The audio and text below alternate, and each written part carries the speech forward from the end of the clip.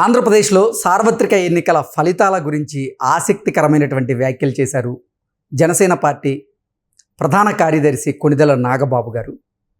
జనసేన 21 స్థానాల్లో పోటీ చేస్తే 21 స్థానాల్లో కూడా గెలవబోతోందని, గతంలో 98% స్ట్రైక్ రేట్తో ఉన్నటువంటి జనసేన ఇప్పుడు 100%కి అది పెరిగిందని, కాబట్టే వారు పోటీ చేసినటువంటి 21 స్థానాల్లో ఖచ్చితంగా గెలవబోతున్నారు అంటూ నాగబాబు గారు ధీమా వ్యక్తం చేసినటువంటి నేపథ్యంలో ఈ అంశం మీద మనతో మాట్లాడేందుకు తెలుగుదేశం పార్టీ అధికార ప్రతినిధి సూర్యదేవుడు లత గారు మనతో ఉన్నారు. ఆవిడతో మాట్లాడు. లత గారు నమస్తే అండి. నమస్తే. సార్వత్రిక ఎన్నికల ఫలితాల మీద కొన్ని ఆసక్తికరమైనటువంటి వ్యాఖ్యలు చేశారు జనసేన పార్టీ ప్రధాన కార్యదర్శి అయినటువంటి కొణిదెల నాగబాబు గారు. వారు 21 స్థానాల్లో పోటీ చేసినటువంటి నేపథ్యంలో 21 స్థానాల్లో కూడా వారు గెలవబోతున్నట్లుగా ఆయన ధీమా వ్యక్తం చేశారు. గతంలో 98% స్ట్రైక్ రేట్ ఉండేది, అది ఇప్పుడు 100%కి పెరిగింది అంటూ కూడా ఆయన ధీమా వ్యక్తం చేస్తున్న నేపథ్యంలో ఏంటి అసలు ఫలితాలు? నిజంగా జనసేన పోటీ చేసినటువంటి 21 స్థానాల్లో జనసేన 21 స్థానాల్లో గెలవబోతుందా అంటే ఏం చెప్తారు? అంటే వాళ్ళు చేసుకున్న సర్వేలు కూడా వాళ్ళకి అనుభవంలోకి వస్తాయి కాబట్టి, అంటే వాళ్ళు రివ్యూ చేసుకొని ఉంటారు. సో ఎలా ఉంది, పోల్ అయిన తర్వాత ఎలాంటి పరిస్థితుల్లో ఉన్నది, ఎక్కడెక్కడ ఓట్ పెరిగింది అనేది ఇవన్నీ కూడా వాళ్ళకి తెలుస్తాయి. కాబట్టి అంటే కూటమితో కలిసిన తెలుగుదేశంలో ఉన్నప్పుడు తెలుగుదేశం అనేది ఎక్కువ ఇక్కడ మ్యాండేటరీ ఎక్కువ భాగం ఓటు అనేది తెలుగుదేశంకు ఉంది. అపోజిషన్లో ఉన్నప్పుడు కూడా ఫైట్ చేసింది. అంటే మా నాయకులందరూ కూడా అంటే అక్కడ ఎమ్మెల్యే క్యాండిడేట్లుగా ఉన్న వాళ్ళే కానివ్వండి, మాజీ ఎమ్మెల్యేలు కూడా ఉన్నారు కొంతమంది. సో ఎవరైతే టికెట్ ఆశించిన వాళ్ళు కూడా ఉన్నారు. అలాంటి వాళ్ళందరూ కూడా అంటే ఖచ్చితంగా తెలుగుదేశంలో తెలుగుదేశం నుంచి వెళ్ళి వాళ్ళకి జనసేనకి కూడా అంటే వాళ్ళకి ఎక్కడ కూడా మాలో డిస్టర్బెన్సెస్ లేకుండా పనిచేయటం సమన్వయంగా. సో ఎక్కడ అంటే రాలేదనే బాధ ఉన్నా కూడా అంటే గెలవాలి, కూటమిని గెలిపించుకోవాలి.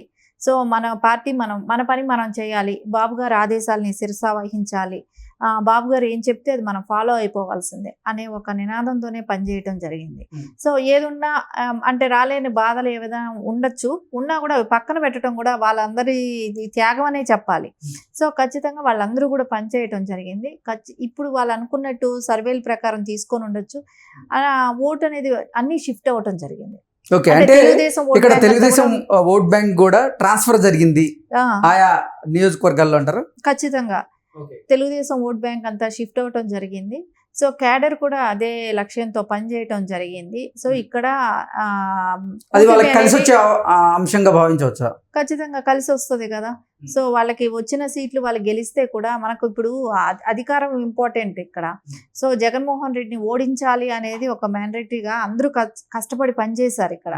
సో కూటమి అనేది మనం వాళ్ళతో పొత్తు ఉన్నప్పుడు ఖచ్చితంగా పనిచేయాల్సిన బాధ్యత తెలుగుదేశం క్యాడర్ కూడా ఉంటుంది. కాబట్టి వాళ్ళందరూ కూడా ఖచ్చితంగా పనిచేశారు. అక్కడ పని చేయటం మూలానే ఈరోజు వాళ్ళు ఇటు 21 అనేది నాగబాబు గారు చెప్తున్నారు అని అంటే సక్సెస్ఫుల్గా పని చేశారు అనే దానికి రిజల్ట్స్ అనేది ఇక్కడ మనకు ఒకటి అర్థమవుతుంది కదా.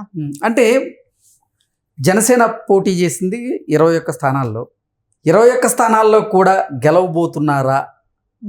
నాగబాబు గారి వ్యాఖ్యల్ని మనం ఎడా చూడాలి అంటే ఏం చెప్తారు?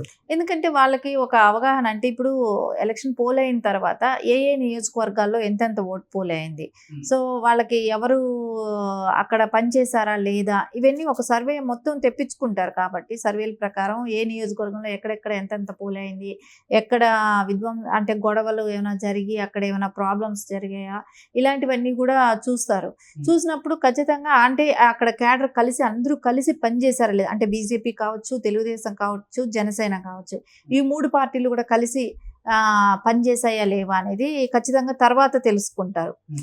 ఎలక్షన్ అయిన తర్వాతే, పోల్ అయిన తర్వాతే తెలుసుకుంటారు. కాబట్టి తర్వాత కూర్చున్నప్పుడు వాళ్ళకి ఎక్కడా కూడా అందరూ కలిసి కట్టుగా పనిచేశారు, పని చేయబట్టే ఈరోజు వాళ్ళ 21 అనేది మనం ఈరోజు రిజల్ట్స్ చెప్పుకొని ధైర్యంగా మనం చెప్పుకోవచ్చు అనేది వాళ్ళకి ఒక ధైర్యం రావటమే కానివ్వండి, మేము 21 స్థానాలు గెలుస్తామనేది కూడా చెప్పడానికి అదే మెయిన్ అండి. ఇక్కడేవో కూటమి అన్నప్పుడు అందరూ కలిసి పని చేయటం, అసలు భేషజాలు లేకుండా పనిచేయటం, నాకు రాలేదు అనే బాధ కూడా పక్కన పెట్టి పనిచేయటం అనేది ఇక్కడ ఫస్ట్ ఇంపార్టెంట్. దానిలో అందరూ కలిసి పనిచేస్తారు కాబట్టి సక్సెస్ఫుల్గా ఈరోజు మేము చెప్పుకోగలుగుతున్నాం ఇన్ని స్థానాలు గెలుస్తున్నాయని. సర్వేలు అంటే అన్ని సర్వేలు కూడా కూటమి గెలుస్తుంది, ఇన్ని సీట్లు వస్తున్నాయి అనేది ఖచ్చితంగా చెప్పగలుగుతున్నారా అని అంటే కలిసికట్టుగా పనిచేసిన విధానమే కాబట్టి ఇక్కడ సక్సెస్ఫుల్ మాకు కనపడుతుంది. సక్సెస్ అనే రేటు ఇక్కడ ఎక్కువగానే కనపడుతుంది. సో అంటే 21 స్థానాలకు గాను 21 స్థానాల్లో వాళ్ళు గెలిచే అవకాశం ఉంది. అలాగే 2 ఎంపీ స్థానాలు కూడా వాళ్ళు గెలిచే అవకాశం ఉందా? ఉంటుంది ఖచ్చితంగా. ఇప్పుడు 2 ఎంపీ స్థానాలు కూడా గెలిచే అవకాశం ఖచ్చితంగా ఉంది. ఎందుకంటే అక్కడ ఆయన ఉన్న ఇది కానివ్వండి, తెలుగుదేశం ఓట్ బ్యాంకే కానివ్వండి, అక్కడ గోదావరి జిల్లాలో ఒకటి ఎంపీకి సీట్ కూడా రావడం జరిగింది కాబట్టి అక్కడ కూడా గెలిచే అవకాశం ఉంది. మచిలీపట్నం ఆల్రెడీ ఆయన మాజీ ఎంపీ కాబట్టి అది కూడా గెలిచే అవకాశం, సిట్టింగ్ ఎంపీగా ఉన్నారు కాబట్టి ఆయన వేరే వైఎస్ఆర్సీపీ నుంచి షిఫ్ట్ అవటం జరిగింది జనసేనకి. సో అక్కడ అది కూడా గెలిచే అవకాశం కనపడుతూనే ఉంది. ఓకే, అంటే 175 అసెంబ్లీ నియోజకవర్గాల్లో జనసేనకి ఇచ్చిన 21 అసెంబ్లీ నియోజకవర్గాల్లో 21 కనుక జనసేన గెలిస్తే ఇక కూటమికి 145 స్థానాల పైగా వచ్చే అవకాశం అయితే పక్కాగా ఉంటుంది కదా?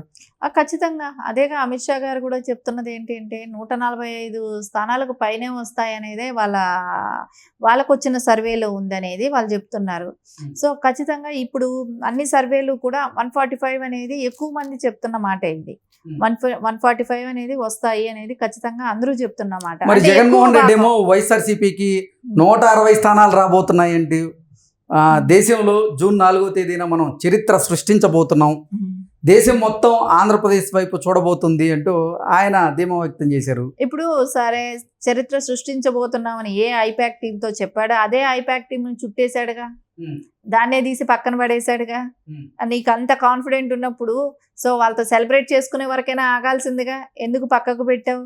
సో నువ్వు ఆ రోజు వాళ్ళ దగ్గర కలవటానికే నీకు ఇష్టం లేదు. సో బయట వచ్చి ఏదో ఒకటి అంటే నువ్వు కార్యకర్తలకే కానివ్వండి, నాయకులకే కానివ్వండి ఒక భరోసా ఇవ్వటానికి ట్రై చేశాడు, చెప్పాడు, వెళ్ళిపోయాడు. సో అదే ఇప్పుడు మనం చూస్తున్నాం, ఎక్కడ కాకాని గారు పట్టుబడ్డారు అంటే కారు అక్కడ రేవ్ పార్టీలో దొరికిందన్నా అక్కడ పాస్పోర్ట్ ఉంది. పెద్దిరెడ్డి గారు తీసుకుందామన్నా ఆయన బిజినెస్ లో అప్పటికే తరలించడం మొదలు పెట్టారు. అంటే ఇప్పుడు ఇవన్నీ చూస్తుంటే ఎవరికి భయం వచ్చింది? ఇప్పుడు ఆల్రెడీ అక్కడ రోజా గారు ఆల్రెడీ ఆ రోజే అనౌన్స్మెంట్ చేసేసారు, నేను ఓడిపోయే అవకాశాలు ఉంటే అది ఓన్లీ వైసీపీ వాళ్ళ మూలానే ఓడిపోతానని చెప్పి ఆ రోజే అనౌన్స్ చేసేసారు. సో ఇవన్నీ ఎవరు చేశారు? సో వాళ్ళకి ఆ కాన్ఫిడెంట్ ఉన్నప్పుడు ఎందుకు మాట్లాడతారు, ఎందుకు సర్దుకుంటారు, ఎందుకు పక్క రాష్ట్రాల పక్క దేశమా అని చెప్పి ఎందుకు అని ఆలోచిస్తారు? ఇవన్నీ ఆయన ధైర్యం నూరిపోయడానికి చేస్తున్న ప్రయత్నాలే కానీ ఎవరికి వాళ్ళకి ఉన్న టెన్షన్ అనేది భయం అనేది అయితే స్టార్ట్ అయిపోయింది. ఆల్రెడీ వంశీ గన్నవరం నుంచి ఉన్న ఎమ్మెల్యేగా అభ్యర్థిగా పోటీ చేసిన వంశీ ఆల్రెడీ అమెరికా షిఫ్ట్ అయిపోవటానికి అక్కడ గ్రీన్ కార్డు ట్రై చేసుకుంటూ కూడా ఉన్నాడు. ఇవన్నీ చూస్తున్నప్పుడు ఆయన చెప్పిన మాటని ఎవరు కూడా నమ్మే పరిస్థితిలో లేరు. సొంత ఎమ్మెల్యేలుగా పోటీ చేసిన క్యాండిడేట్లే వినే పరిస్థితిలో లేరు.